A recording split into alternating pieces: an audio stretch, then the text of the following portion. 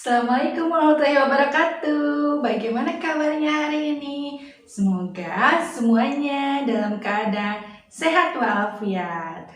Pada hari ini kita akan belajar bahasa Indonesia tentang wawancara.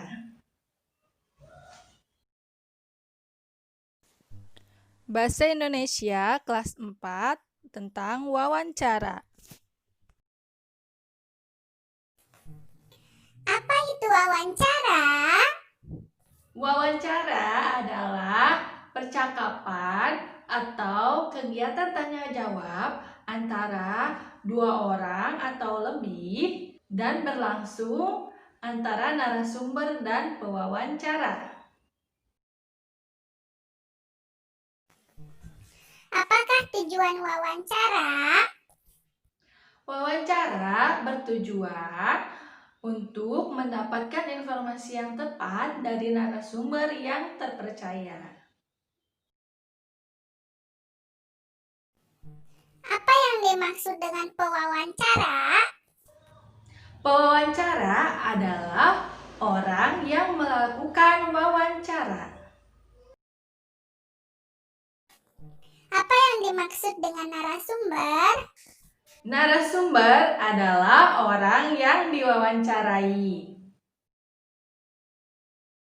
Nah, sekarang kita perlu tahu sikap apa sih yang perlu diperhatikan saat melakukan wawancara? Yang pertama, menggunakan bahasa yang baku. Yang kedua, menggunakan bahasa yang sopan dan santun. Yang ketiga, menggunakan pertanyaan yang singkat dan mudah dipahami. Yang terakhir, yang keempat, tidak menyela pembicaraan. Bagaimana caranya kita memilih narasumber? Saat kita memilih narasumber, kita harus memilih narasumber sesuai keahliannya. Misalnya, kita akan wawancara tentang kesehatan, maka kita memilih narasumber yang berada di bidang kesehatan, misalnya dokter, perawat, bidan, dan lain sebagainya yang ada di bidang kesehatan. Kemudian misalnya kita akan wawancara mengenai pendidikan, maka siapa yang akan kita wawancarai atau narasumber yang mana yang harus kita pilih? Berarti kalau misalnya kita ingin mewawancarai tentang pendidikan, narasumbernya yaitu misalnya guru atau kepala sekolah dan bidang-bidang lainnya sesuai dengan informasi yang kita butuhkan.